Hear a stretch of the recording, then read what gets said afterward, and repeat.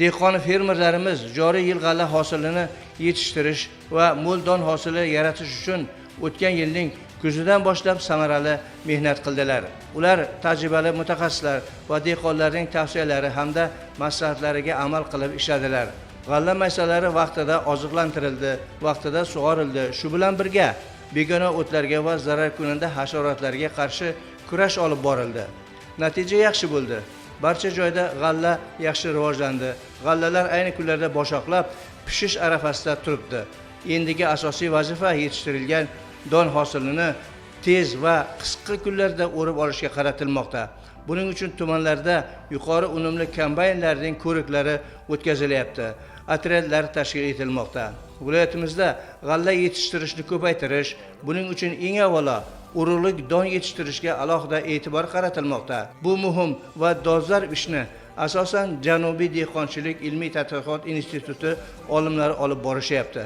Institutning tajriba maydonlarida 42 navdan iborat 150 gektar sug'oriladigan yerlarda hamda 100 gektar lalmi yerlarda iqlim sharoitimizga mos 14 ta serhosil bug'doy navi urug'lik uchun yetishtirilyapti.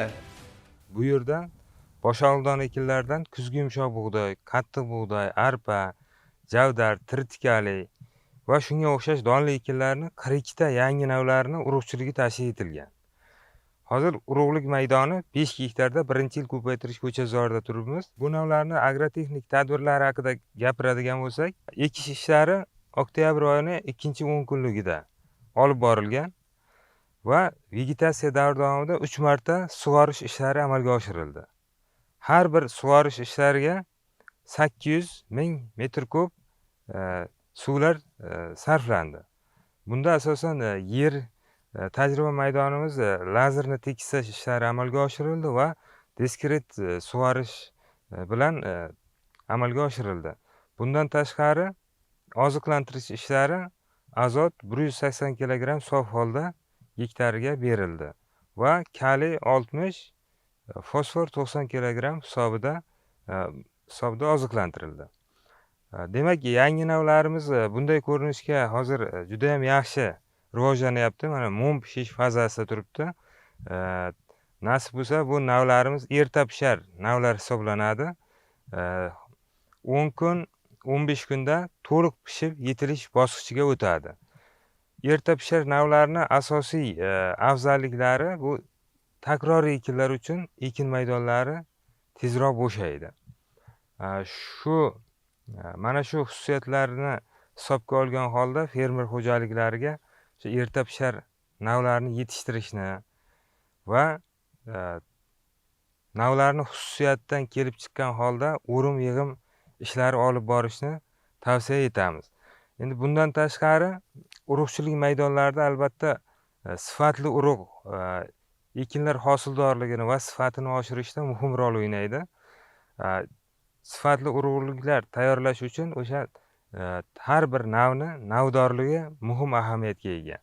Navdorlik deganda o'sha qimmatli xususiyatlari, genetik xususiyatlari, biologiyasi, tashqi ko'rinishlari o'sha navga xos bo'lgan o'simliklardan iborat bo'lish talab etiladi. Bunda o'sha dastlabki urug'chilik maydonlarida 100% o'sha bir xil genotiplar bo'lishi ta'minlanishi kerak. Bundan tashqari ekin maydonlarini urug'liklarni yetishtirishda o'sha aprobatsiya jarayonlari o'tkaziladi.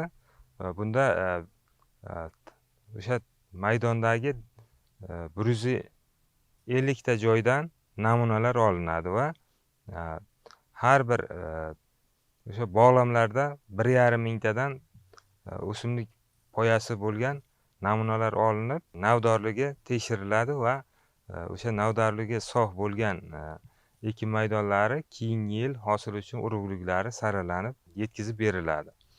Bunda o'sha urug'lik maydonlarini bunday talablarni bo'lishi o'sha hosildorlikni kelgusi yilda 25-30% yuqori bo'lishiga olib keladi. Aks holda o'sha ko'zlangan natijalarga erishish qiyin. Bu ekin maydonimizda yangi kuzgi yumshoq bug'doy yuksalish navini ekin maydonida turibmiz. Bu navimiz 2025-yil O'zbekiston Respublikasi qishloq xo'jaligi ekinlari ekish ruxsat etilgan davlat reyestriga 9 ta viloyatga kiritilgan. Ya'ni ekish tavsiya etilgan. Hozirgi kunda bu navni dastlabki urug'chiliklari tashkil etilib, ekin maydonlari ko'paytirib borilyapti. Bu navni afzalligi o'sha tashqi muhit omillariga chidamligi, qurg'oqchilik, issiqlikka bardoshligi, shuningdek don hosildorligi 95-100 sentnerni tashkil etishi, ya'ni potensial hosildorligi mana shunchani tashkil etadi. Bunga asosiy sabab biz seleksiya jarayonlarida boshoq ko'rsatkichlarini yuqori bo'lishiga e'tibor qaratganmiz. Jumladan boshoq uzunligi 12-15 santimetrgacha bo'lishi, bir boshoqchadagi donlar soni 25-27 ta va bir boshoqdagi donlar soni 70-75 donani tashkil etishi bilan hamda 1000 ta don vazni 47-48 gramm bo'lishi bilan o'sha yuqori hosildorlikni ta'minlaydi. Bu yumshoq bug'doy navlarimiz o'sha turli xil mintaqalarda sinovdan o'tgan, jumladan Qoraqalpog'iston Respublikasi Nukus tumani sharoitida sovuqqa chidamligi va tuproq sho'rlanishiga chidamligi baholangan. Bundan tashqari Surxondaryo viloyati Termiz tumani sharoitida o'sha issiqlikka, garim selga chidamligi baholangan. Don sifat ko'rsatkichlari va hosildorliklari Qashqadaryo viloyati Qarshi tumani sharoitida o'rganilgan va kasallik, zarar kunandalarga chidamligi esa Qibray tumanida joylashgan O'simliklar genetik resurslari ilmiy tadqiqot institutini sun'iy kasallantirish maydonchasida sinovdan o'tkazilib, o'sha yaxshi natijalar olingani uchun reyestrga tavsiya etilgan. Endi bu g'allalar mana pishib yetilyapti. O'rim ishlari qachon boshlanadi? Qanday sharoitda o'riladi bu? O'rim ishlari kombaynlar bilan amalga oshiriladi. Hozirgi kunda mana shu o'rim maydonlariga kombaynlarni tayyorlash, otryadlar tashkil etish ishlari olib borilyapti. Ekin maydonlarini o'rim ishlarini boshlash navning o'sha biologiyasidan kelib chiqib amalga oshiriladi, ya'ni erta pisharligiga ko'ra. Erta pishar navlarimiz hozir Qashqadaryo viloyati sharoitida 5-iyundan boshlab to'liq pishish fazasiga o'tadi va bemalol o'rim ishlarini amalga oshirish mumkin. Bundan tashqari hozirgi kunda Qashqadaryo viloyati sug'oriladigan maydonlarda arpa ekinlari ham navlari ekilgan. Arpa navlarini 25-maydan boshlab o'rim ishlarini tashkil etish mumkin. Erta pisharlik xususiyatiga qarab, shunga qarab otryadlarni joylashtirish tavsiya etiladi. Endi mana shunaqa yuksalish navlari viloyatimizda barcha tumanlarga ekilganmi? Umuman olganda shu qashqadaryoliklar g'alla yetishtirish salmog'i jihatidan mamlakatimizda birinchi o'rinda turadi. Boshqa tumanlarda ham shunaqa serhosil navlari ekilganmi? Ularni o'rib yig'ib olish ishlariga qanaqa hozirlik ko'rilyapti? Yuksalish navimiz oladigan bo'lsak, Qashqadaryo viloyati barcha tumanlariga ekilib kelinyapti. Hozir bu yangi nav bo'lgani uchun maydoni juda katta emas, lekin urug'chilik maydonlari tashkil etilib kengaytirilyapti. Va shuningdek boshqa viloyatlarda ham urug'chiligi tashkil etilgan va fermerlari shu Janubiy dehqonchilik ilmiy tadqiqot instituti bilan hamkorlikda urug'lardan olib o'sha ko'paytirish, yangi sara urug'larni yetishtirish bo'yicha hamkorlikda ishlab, navni ekin maydonlarini ko'paytirib bormoqda. Bundan tashqari o'sha turli stress omillarga chidamli navlarimiz, 20 dan ortiq kuzgi yumshoq bug'doy navlarimiz mavjud.